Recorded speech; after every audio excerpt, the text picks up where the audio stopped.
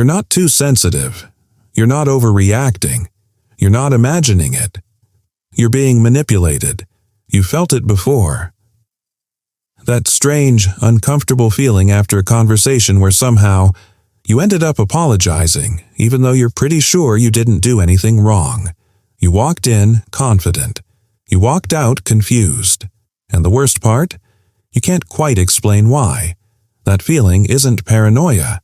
That feeling isn't you being too sensitive. That feeling is your gut trying to tell you something your conscious mind hasn't caught up to yet.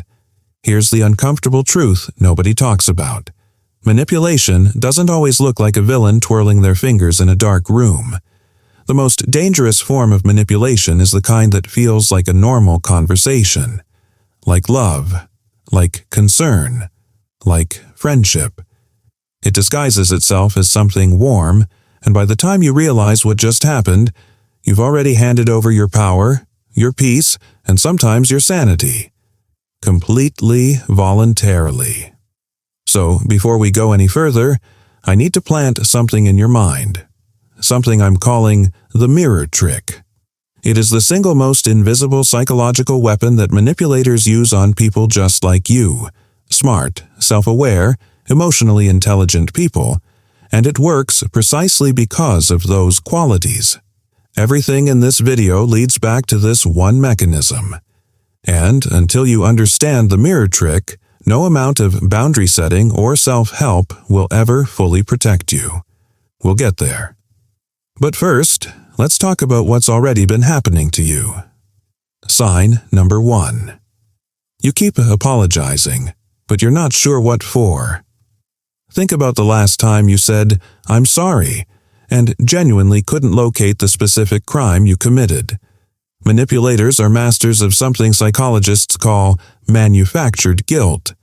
They subtly shift the emotional temperature of a conversation, through a sigh, a long pause, a look, until you feel so uncomfortable that your brain reaches for the quickest exit available. And that exit is an apology. Your nervous system interprets their displeasure as a threat, and apologizing is your de-escalation reflex. You're not weak for doing this. You're literally wired for it. But they know that, and they use it. Sign number 2. You find yourself constantly explaining yourself, even about tiny things. What you ate, why you came home at that time, why you're happy today. A healthy relationship doesn't require you to submit a daily report on your inner life. But under the influence of a skilled manipulator, you start to feel like your existence requires justification. They've trained you, slowly, subtly, to anticipate their disapproval. So you start over-explaining preemptively, filing a defense before any charges have been made. Researchers in coercive control psychology call this preemptive compliance, and it's one of the earliest signs that someone has taken up permanent residence inside your head. Sign number 3. Your memory of events keeps mysteriously disagreeing with theirs. You distinctly remember them saying something. They look at you like you've grown a second head. That never happened. You always twist everything. And here's where the neuroscience gets frightening. Your brain is not a video camera. Every time you recall a memory, you actually reconstruct it. A skilled manipulator knows that if they contradict your memory with enough confidence and emotional intensity, your brain will begin to doubt its own version of reality. Dr. Elizabeth Loftus spent decades proving how easily false memories can be implanted under social pressure.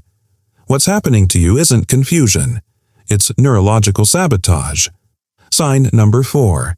You feel emotionally exhausted after spending time with them, but you can't explain why. Not physically tired, but hollowed out. Like someone quietly drained a battery inside your chest. This is your nervous system recovering from hypervigilance. When you're around someone whose approval feels essential, but whose mood is unpredictable, your amygdala stays on high alert the entire time. Your stress hormones stay elevated. Your body is running a low-level threat assessment for the entire interaction. By the time it's over, you've burned through emotional fuel you didn't even know you were spending. Sign number 5. They always seem to be the victim. even when they're the one who hurt you. You came to have a serious conversation about something they did. Somehow, 20 minutes later, you're the one comforting them. Psychologists call this DARVO: deny, attack, reverse victim, and offender. It is a documented manipulation strategy where the actual aggressor flips the narrative so completely that the real victim ends up feeling like the abuser. It works on good people. It works on empathetic people. It works on you, specifically because you care. Sign number 6. You've started to shrink yourself around them. You used to have strong opinions. You used to laugh loudly and take up space. But somewhere along the way, you started editing yourself, prefacing your thoughts with, "I could be wrong, but," or, "This might be stupid, but." A 2018 study in the Journal of Social and Personal Relationships identified this self-silencing as one of the most consistent behavioral changes in people experiencing psychological manipulation. The terrifying part is how gradual it is. You only notice it one day when you realize you've forgotten how to take up space. Sign number 7. You feel a strange loyalty to them, even when they've hurt you. This feels like love, like commitment, but there's a darker mechanism at work called intermittent reinforcement, the same psychological principle behind gambling addiction. When someone alternates between hurting you and showing you warmth, your brain's dopamine system goes haywire. The unpredictability doesn't make you want to leave. It makes you stay, chasing the next moment of warmth. B.F. Skinner proved in the 1950s that unpredictable rewards create the most compulsive behavior of all. You are not a rat, but you have the same dopamine system, and someone in your life may have quietly figured that out. Here's what ties all 7 signs together. Your brain has a system called the social monitoring network, and its entire job is to keep you safe within your social group. For most of human history, being rejected from your group meant death, so your brain treats social disapproval with the same urgency as physical danger. A skilled manipulator has learned to weaponize this. They keep you in a constant, low-grade state of social threat. And a brain under threat doesn't think clearly, doesn't trust itself, and becomes extraordinarily easy to steer.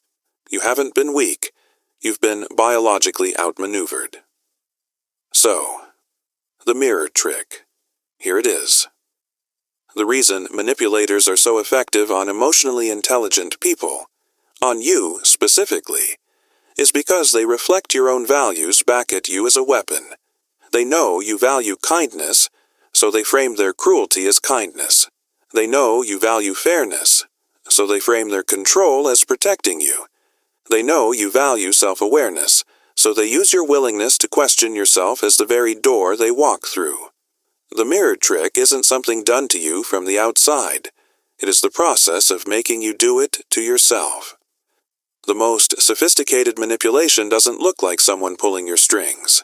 It looks like you choosing, completely freely, to hand them the scissors. The way out isn't about building walls or becoming cold. It's deceptively simple. Start trusting your nervous system before you trust your explanations. That exhaustion after conversation, data. That confusion about why you're apologizing, data. That slow, creeping smallness you've been feeling, data. Stop analyzing them, and instead ask yourself one question in real time. Do I feel more like myself after this interaction or less?